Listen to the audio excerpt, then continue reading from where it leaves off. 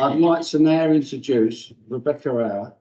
She's an NHS consultant at Barts, specialising in the treatment of malignant lymphoma and the use of CAR-T, high-dose chemotherapy and stem cell transplantation for lymphoma. She is committed to improve therapies for patients with a particular interest in clinical trial research for lymphoma.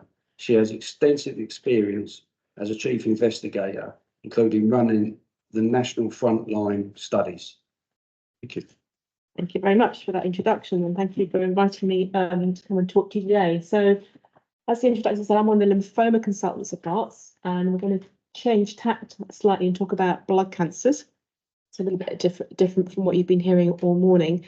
So over about the last decade at least, I've been leading the UK studies for a disease called Waldenström macroglobulinemia, it's a bit of a mouthful, or WM, which is one of the lymphomas, so one of the blood cancers that we see. So I'm going to talk to you about the long-term outcomes from the first trial that I ran, which is called R2W, and then also talk to you a little bit about the follow-on trial from that that's called Rainbow.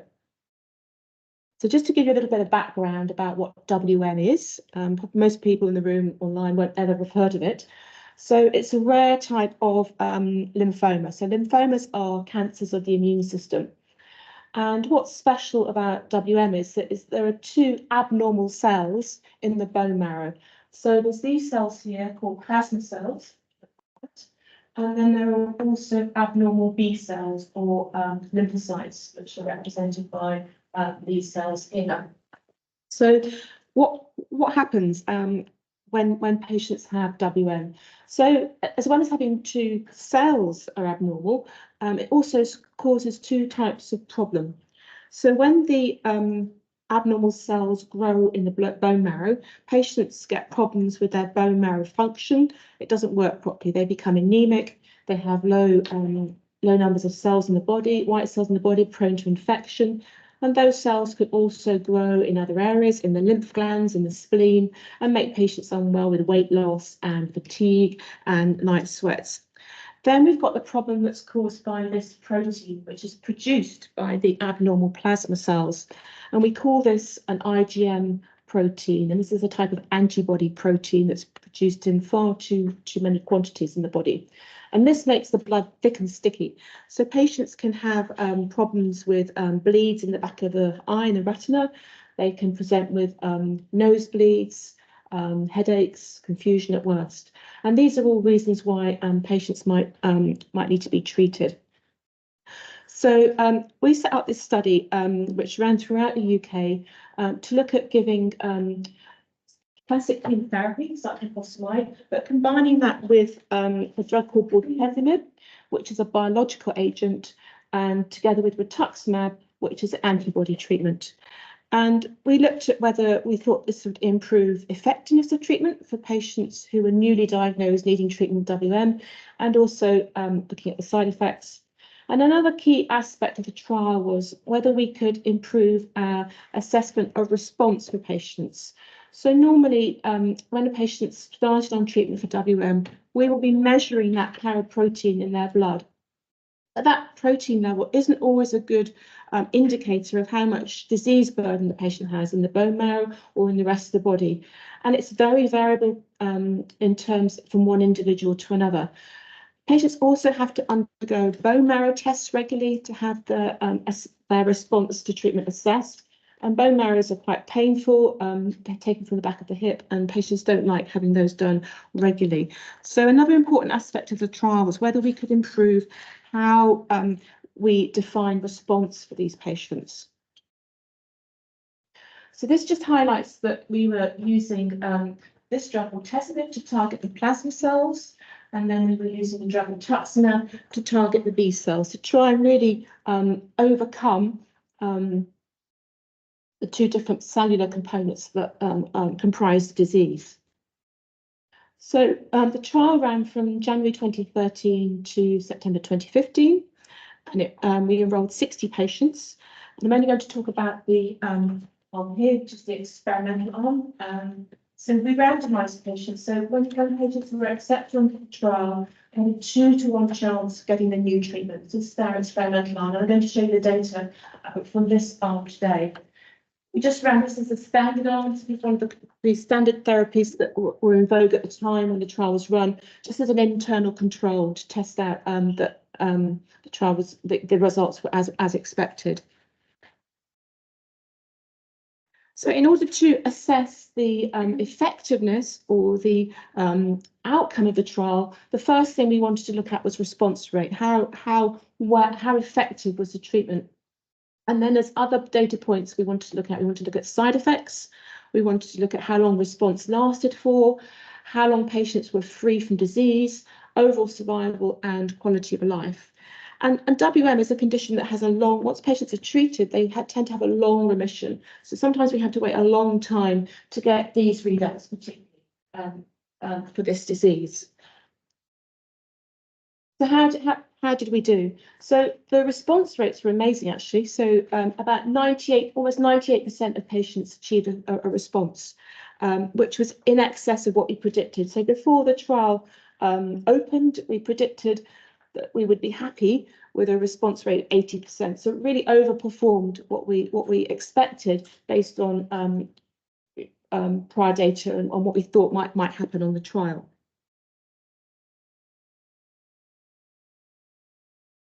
And this slide shows the effectiveness of the treatment, so how well patients did. So we had long follow-up from this trial. We had an average of 5 years of follow-up for patients after completing therapy. And again, the results were really good. And this graph shows you the progression-free survival is the time it takes for the patient to get evidence of progression of their disease from when they achieve remission. And time to next treatment is when patients who are in remission then need their next line of chemotherapy. And you can see that in the top graph, when we analyse the data, 66% of patients were alive without any evidence of disease progression.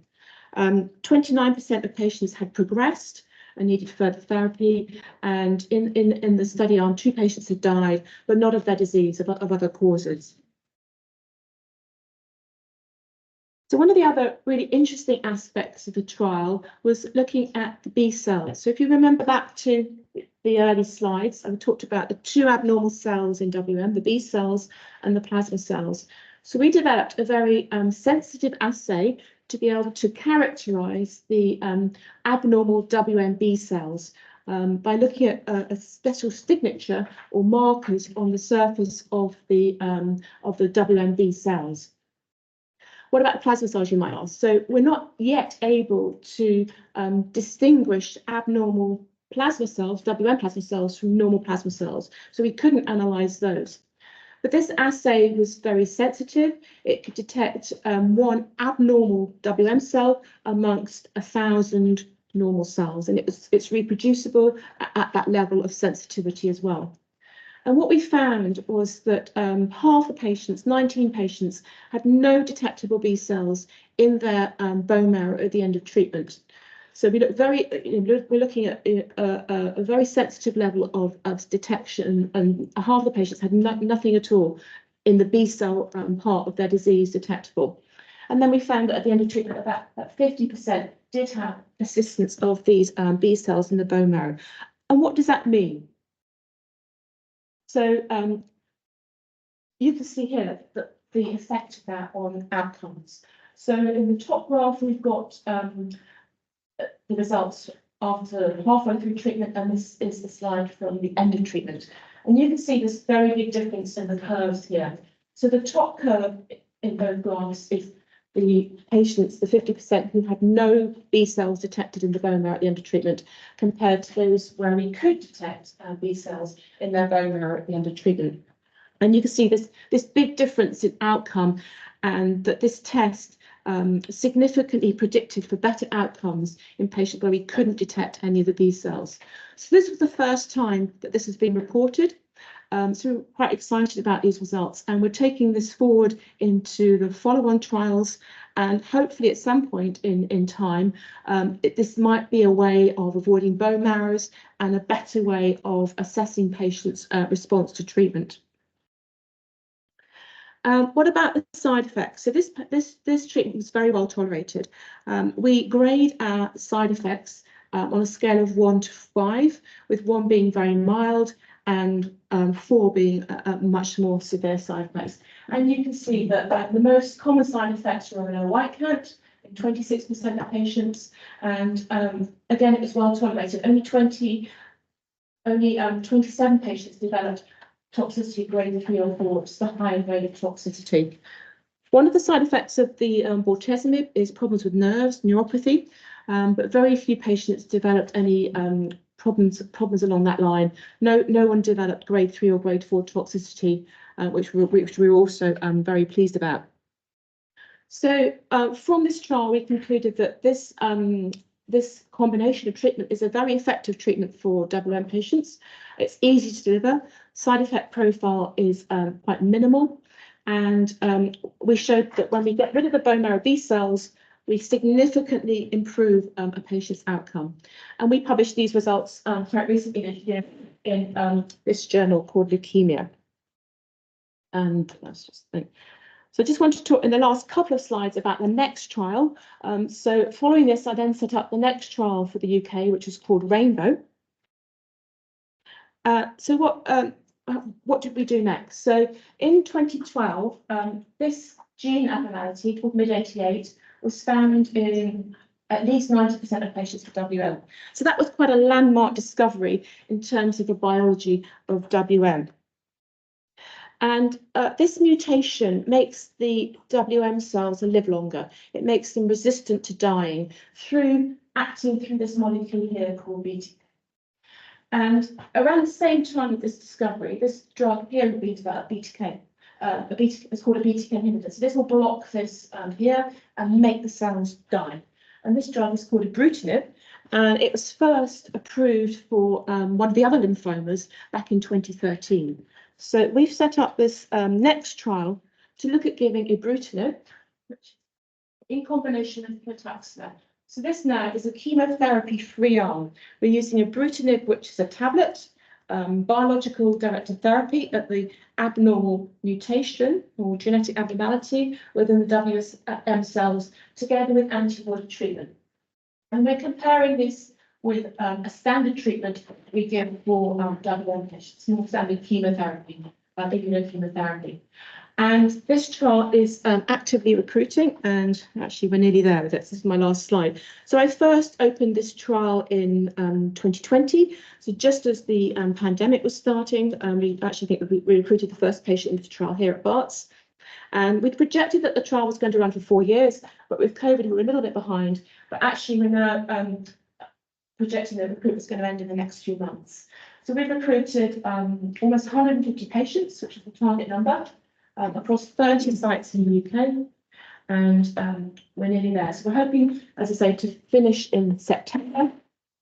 And this will be an important trial because it will be the first trial internationally that's comparing, for newly diagnosed patients, comparing chemo-free biological therapy against standard immunochemotherapy. So I'm hoping that we'll have some early results later this year in terms of response rates, but it's going to take us a few years yet to look at survival outcomes.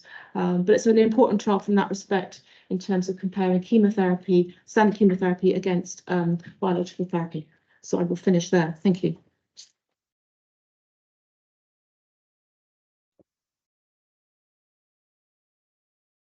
Q&A panel again.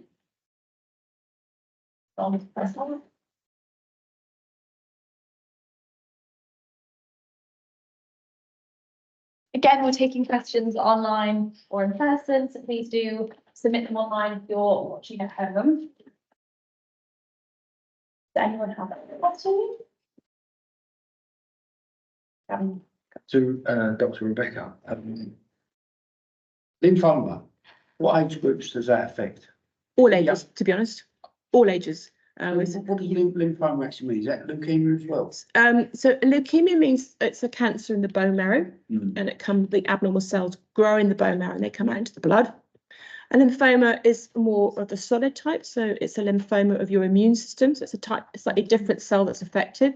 Often patients present with lumps and bumps, but it can occur anywhere in the body. Lymphomas they can occur in the brain, absolutely anywhere. But non-Hodgkin lymphomas, there's a whole different group of them. It's probably about 60 different non-Hodgkin lymphomas, but it's one of the more common cancers, although we don't hear about it as much as the solid cancers, but blood cancers are quite common. So even though you get lumps, it's from your blood. It's from your glands, yeah. So if you think lymph glands. exactly, yeah. Got a question from Maxine at home, and this is a question for Dr. Connibear. Are there any side effects that exhibit months or years after stereotactic radiotherapy? So, Maxine, it really depends on where you're treating. So, radiation generally causes tissues to become more fibrotic. So, the best example is when you treat early lung cancers with radiation, stereotactic radiotherapy, you can cause scar tissue to form in the normal lung tissue around where the tumour sat. Ultimately, the less tissue you treat, the less damage to the normal tissues.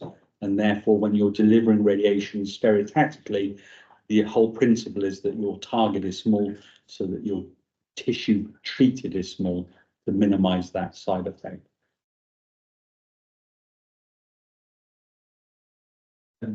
So we've heard about all the good and positive trials and progression with the radiotherapy and systemic therapies. I wonder if you can both just talk to us about maybe some of the journey to those positive trials, and the impact that has in terms of negative, whether that's technologies or trials for patients.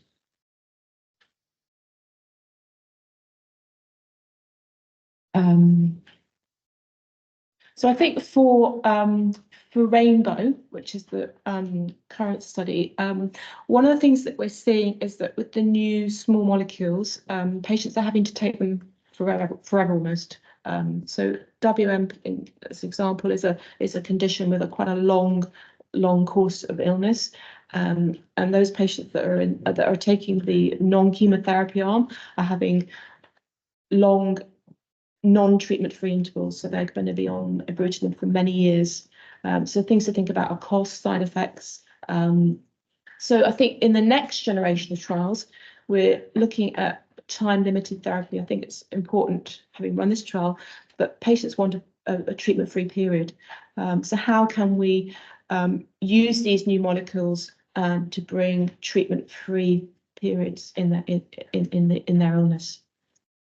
The next challenge for us.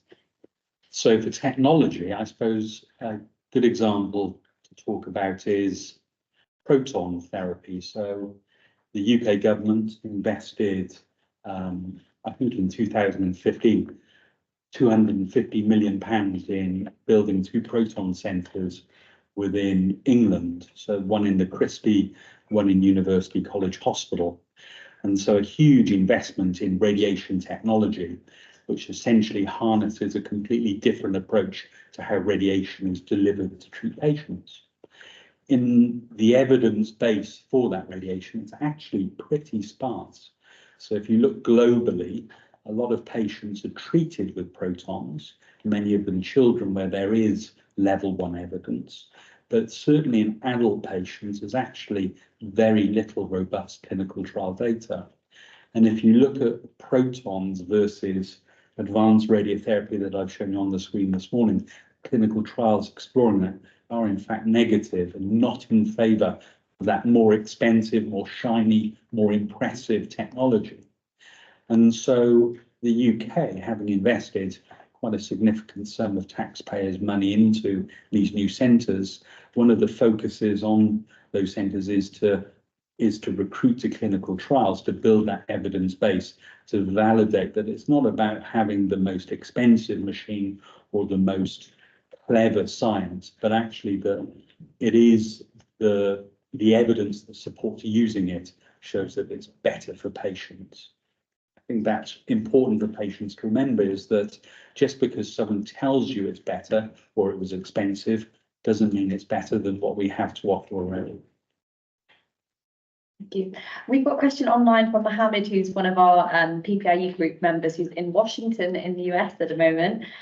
He asks, in terms of patient demographics, does the trend show patients from ethnic backgrounds and socially deprived areas are more likely to be affected by these types of cancer? There's not, I mean, obviously Bart's got that unique catchment area of ethnic diversity. I think what we see potentially in those groups is that they probably present later with their disease. They're less likely to go into clinical trials because of language barriers. I don't think they particularly have more cases of that, but differences in the way they access treatment and present with their disease. So one of my roles is as the oncology lead for the National Lung Cancer Audit. So we publish every year treatment rates for patients treated with early to advanced stage disease.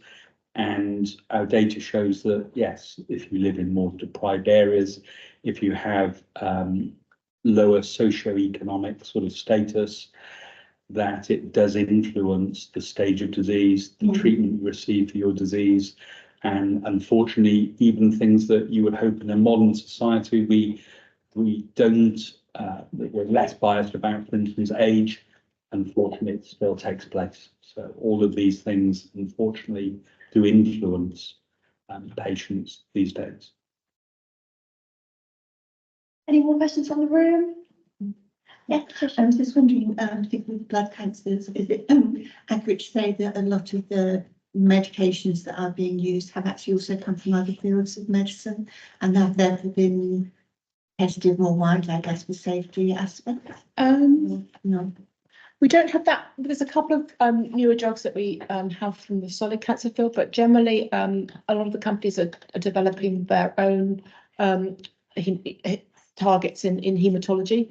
So I think most of what there's definitely overlap, like with ibrutinib, it's what we call a tyrosine kinase inhibitor. So we see lots of tyrosine kinase as a type of enzyme in the cell. So there's lots of those available in oncology, but they are the trials and the development is often heme specific. Thank you everyone for answering your questions, and thank you to our wonderful speakers. We're going to have another short break now, and then we have 2 more short talks before lunch.